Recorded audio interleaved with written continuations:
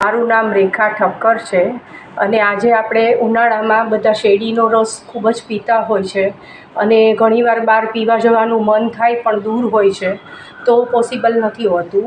તો આપણે ઘરે શેરડીનો રસ કેવી રીતે બનાવી શકીએ એ હું તમને બહુ સિમ્પલ રીતે બનાવતા શીખવીશ. ચાલો જોઈએ શેરડીનો રસ કેવી રીતે બને છે. શેરડીનો રસ બનાવવા માટે આપણે ગોળને કાપીને લીધો છે,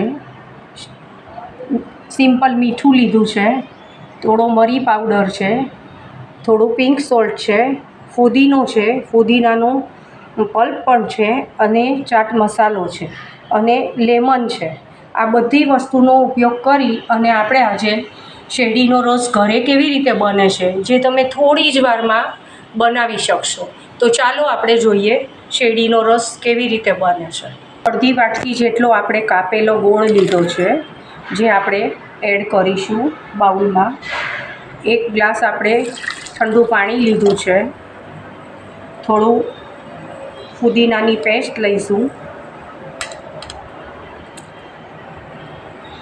થોડું પિંક સોલ્ટ નાખીશું, થોડો શેકેલા જીરાનો પાવડર પણ નાખીશું, થોડો ચાટ મસાલો નાખીશું અને લાસ્ટમાં મીઠું સિમ્પલ સોલ્ટ જે આવે છે એ એડ કરીશું અને ત્યારબાદ આ બધી જ વસ્તુને તમારે ગ્રાઇન્ડ કરી નાખવાની છે. એટલે થોડી જ મિનિટમાં આપનો શેરડીનો રસ તૈયાર થઈ જશે. અને લાસ્ટમાં તમે અડધું લીંબુ જેટલો રસ પણ એડ કરી દેજો. અને ઘણા લોકો મોસંબીનો રસ, સંતરાનો રસ પણ એડ કરતા હોય છે, તો એ તમારી પાસે હોય તો એ પણ તમે કરી શકો છો. ચાલો આપણે ગ્રાઇન્ડ કરી લઈએ.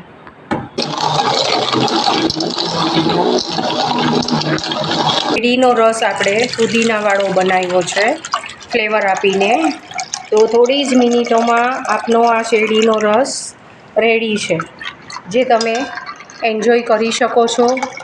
બહાર પણ જવાની જરૂર નથી પડતી અને તમે દેશી ગોળનો પણ ઉપયોગ કરી શકો છો અને રેગ્યુલર ગોળનો પણ ઉપયોગ કરી અને આ ઠંડો શેરડીનો રસ બનાવી શકો છો, જેને આપણે ગ્લાસમાં લઈ લઈશું. અને ફુદીના ફ્લેવરનો આજે આપણે શેરડીનો રસ બનાવેલો છે જે ગોળમાંથી જ બનાવે છે અને ડાયાબિટીસ પેશન્ટ પણ આ રસ પી શકે છે.